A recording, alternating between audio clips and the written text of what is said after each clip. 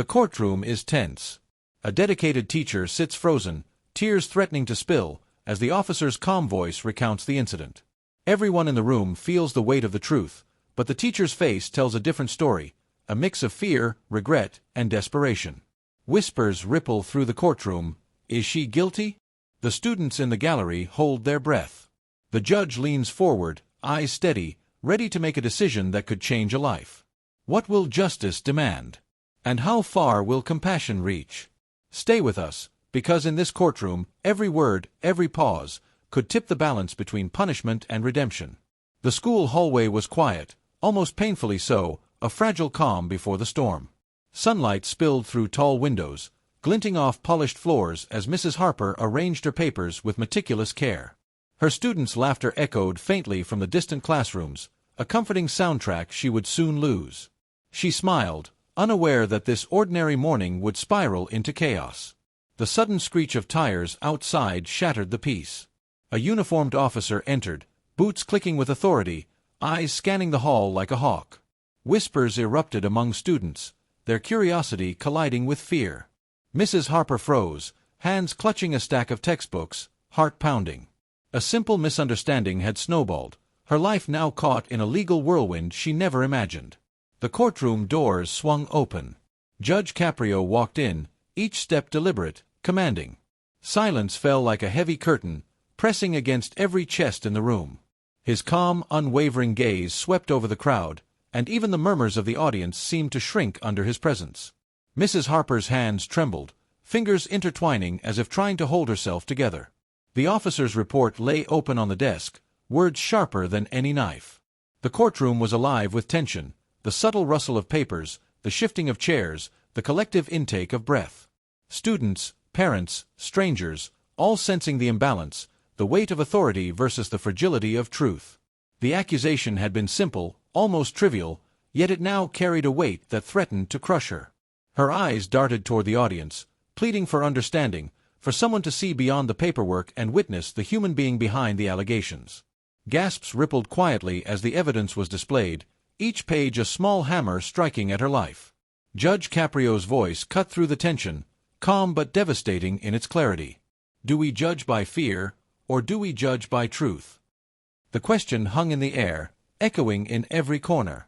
Mrs. Harper's knees threatened to buckle under the scrutiny, but in that moment, a flicker of resolve sparked in her eyes. The officer cleared his throat, a subtle tremor betraying his own unease. Whispers danced through the room. The students, faces pale, clutched each other's hands, caught between hope and dread. And the audience, seated quietly, leaned forward, hearts racing with the rhythm of unfolding justice. Every detail mattered. The slow shifting of Judge Caprio's papers, the trembling of Mrs. Harper's fingers, the faint inhale before each question, the weight of expectation pressing down like a storm cloud. Here, in this room, truth would clash with fear, and the outcome remained unknown. Have you ever faced a moment where your reputation was on the line? Could you remain calm? Could you stand tall when the world seemed ready to pull you under? Pause. Feel the weight. Imagine the uncertainty, the fear, the hope. The day everything changed had begun, and nothing would ever be the same. The courtroom was tense, a living entity of whispered questions and shifting weight. Officer Daniels stood, posture rigid, voice measured, every word deliberate. On that morning, he began, eyes scanning the room, I arrived to find the hallway in disarray. Students were frightened, teachers shocked. I approached Mrs. Harper. His words cut through the silence, precise, almost surgical. Mrs. Harper's hands clenched the edge of the table, knuckles whitening. A subtle tremor ran through her body, betraying the calm she struggled to maintain. Gasps punctuated the room as the officer continued, each sentence layering pressure like bricks on her chest. She told me the situation was under control. But my dashcam, he paused, letting the words hang, shows otherwise. The screens flickered, displaying the footage, chaos captured in stark clarity. The audience's eyes widened. Murmurs rippled through the benches. Parents clutched each other's hands. Students leaned forward, breaths shallow, heartbeats loud in the quiet. Mrs. Harper's lips parted slightly, a faint whimper escaping. Pride, shame, fear, and hope collided in her gaze, a storm contained within trembling eyes. Judge Caprio's presence cut through the mounting tension. His voice, calm yet undeniable, filled the room. "Let us focus on facts, not emotion," he said, each syllable measured. The officer's testimony pressed the point, but the courtroom felt caught in a tug-of-war between authority and human fragility. Every eye flicked from the teacher to the officer and back again, the invisible scale of power glaringly clear. A slip, a detail that contradicted her earlier statements, landed like a hammer. Gasps erupted. Mrs. Harper's shoulders sagged, as if the weight of the accusation had finally broken through her defenses. Her throat tightened. Tears glistened at the corners of her eyes, but she swallowed hard, attempting to gather her composure. The courtroom held its collective breath, caught between judgment and empathy. Officer Daniels paused, glancing at Judge Caprio, then back at the teacher. "I am reporting what I observed," he added, voice steady, unwavering. The tension was electric, nearly visible, humming in the air like a live wire. Every shift in posture, every flicker of a glance, every audible intake of breath heightened the stakes. The moral line hovered above the room. Negligence, or something more? Did fear dictate her actions, or did courage flicker unseen beneath the surface? The audience, enraptured, leaned in, feeling the weight of accountability pressing on Mrs. Harper's fragile frame. Pause and consider, what would you do in her shoes? Could you remain upright while the world scrutinizes every choice, every hesitation? The officer's testimony had shaken the room, and the next revelation promised to strike even deeper, leaving hearts racing and eyes locked in anxious anticipation. Mrs. Harper straightened, taking a shaky breath, eyes flicking between the officer and Judge Caprio. I thought I handled it correctly," she began, voice small, wavering. The words stumbled, tripping over her fear. She glanced at the papers in front of her, then back at the officer, who remained silent, unwavering, his gaze sharp and precise. A hush fell over the courtroom, broken only by the faint rustle of papers. Whispers ran like electricity, disbelief, sympathy, tension, all colliding in the charged air. Each subtle reaction amplified the gravity of the moment. The officer's eyes narrowed slightly, catching the inconsistencies in her account.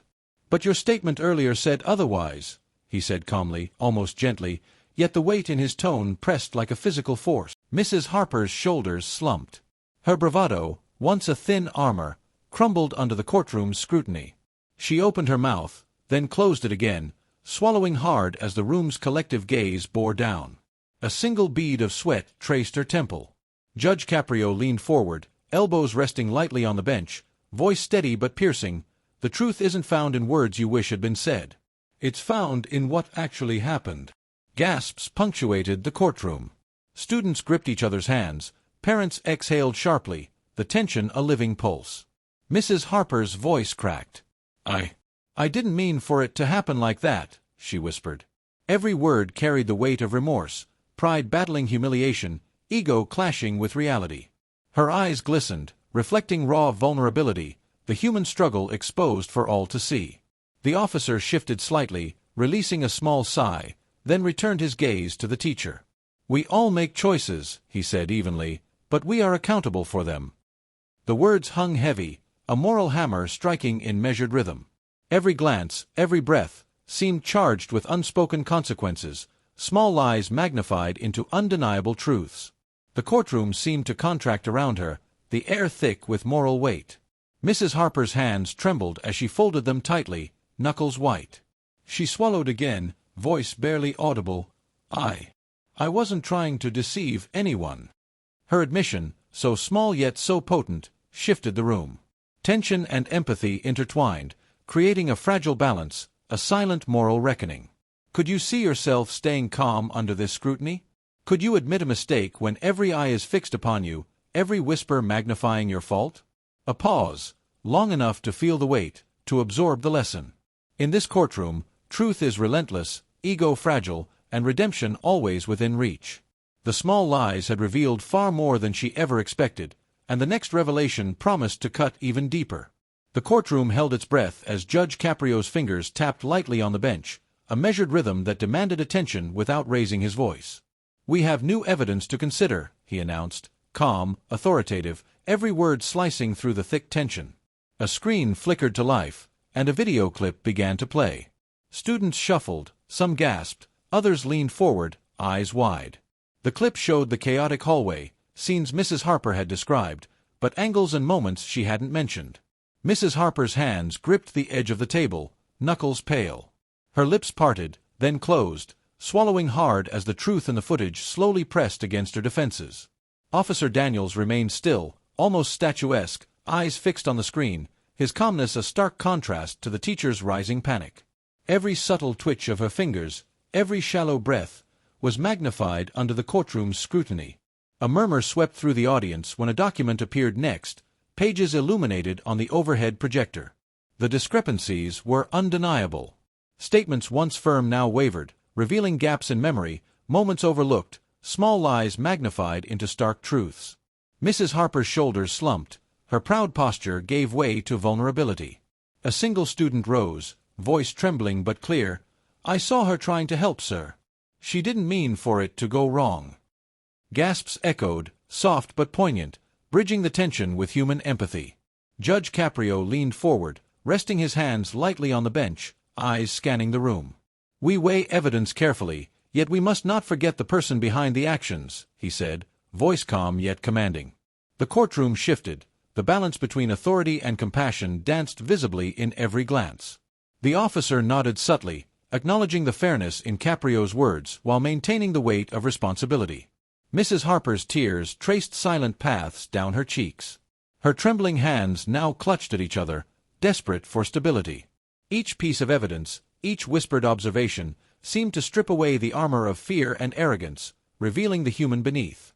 Her voice cracked as she whispered, I only wanted to protect them." The room felt suspended in that fragile moment, every heartbeat measured, every breath deliberate. The tension peaked as Judge Caprio's eyes held hers, calm yet piercing. "Truth is not always convenient, but it is always instructive," he said softly. The courtroom leaned in, the audience suspended between judgment and understanding, waiting for clarity, waiting for justice. When evidence contradicts your perception, do you adjust or defend? Pause. Feel the weight. The clip, the documents, the student's words, all converge to expose reality, human complexity, and the subtle line between mistake and intent. Mrs. Harper's story was no longer just about missteps. It was about truth emerging from fear, and the room held collectively its breath, awaiting the moral reckoning that was still to come. Mrs. Harper's hands trembled violently as she gripped the edge of the table, knuckles white, fingernails digging into the polished wood. Her breaths came shallow, uneven, each inhale a struggle, each exhale betraying the storm inside. The courtroom seemed to contract around her, every eye a magnifying glass exposing her fear. Her lips parted, words barely forming. I don't know how to explain." A soft gasp escaped a student in the front row. Others shifted uneasily, clutching each other's hands, eyes wide with worry. The officer remained still, eyes fixed, calm, every muscle taut yet controlled. The tension was palpable, hanging in the air like storm clouds over a fragile city. Murmurs, barely audible, whispered through the audience. Sympathy, disbelief, a collective heartbeat syncing with her collapse.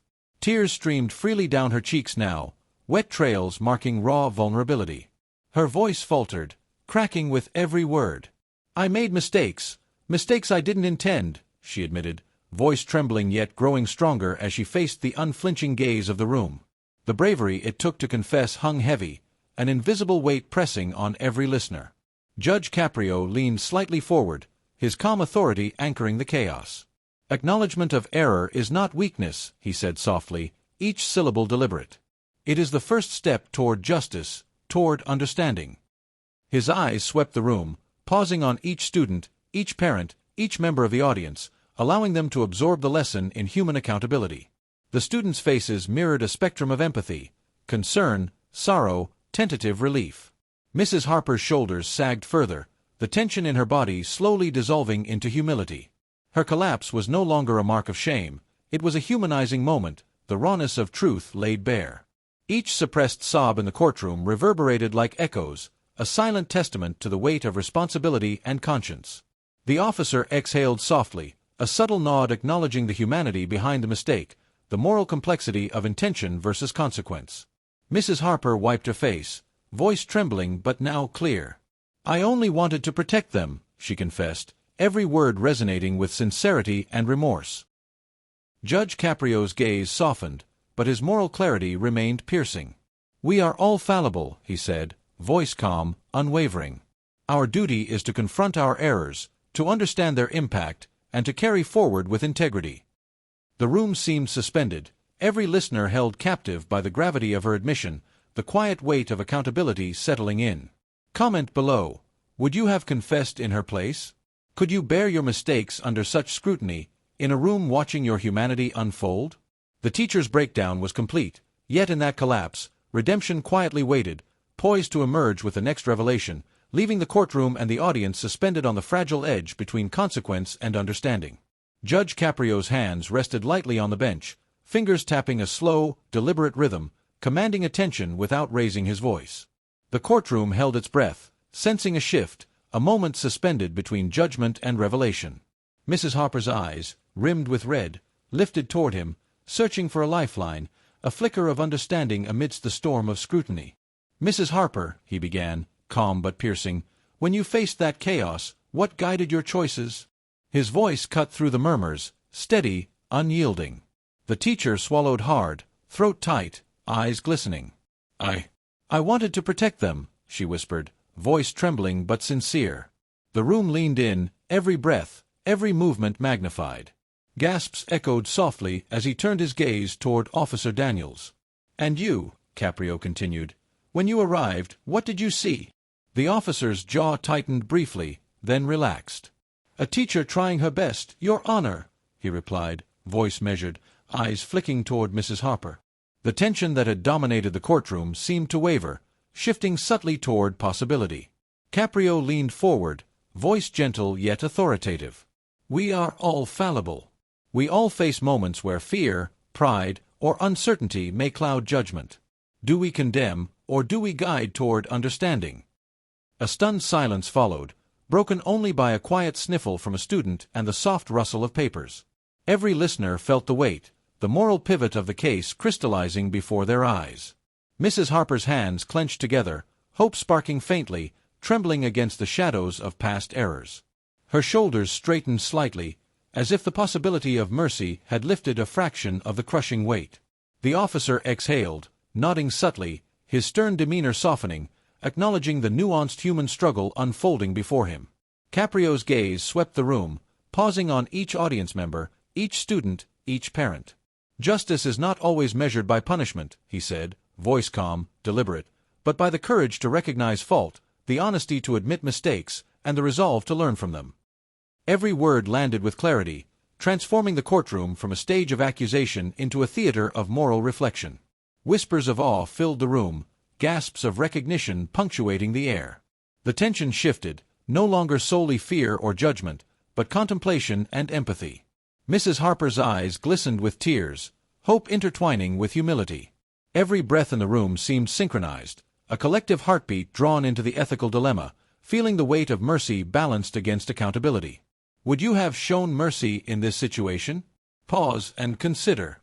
Could you balance judgment with understanding, authority with compassion? In this courtroom, Judge Caprio had demonstrated the profound power of measured wisdom, leaving the audience suspended on the edge of reflection, waiting for the final resolution that would redefine justice itself. The courtroom was still, suspended in anticipation, every heartbeat echoing in the silence. Mrs. Harper's hands trembled on the table, fingers intertwined as if holding onto hope itself. Her eyes darted toward Judge Caprio, searching, pleading for a sign, a hint of mercy. The students leaned forward, pale faces reflecting a mix of fear, worry, and tentative hope. Judge Caprio's eyes swept the room, calm yet commanding. He inhaled slowly, each second stretching, building the tension to its peak. After considering the evidence, the testimony, and the circumstances, he began, voice steady, measured, "It is clear that while mistakes were made, the intention was never to harm." Gasps rippled quietly through the audience, some hands clasped over mouths, others gripping benches as relief began to mix with disbelief. Mrs. Harper's shoulders sagged, the tension in her body releasing in a single shaky exhale. Tears streamed freely, a mix of exhaustion, fear, and relief. The officer's stern posture softened. His eyes, once sharp with scrutiny, now held a quiet acknowledgment of the human struggle he had witnessed.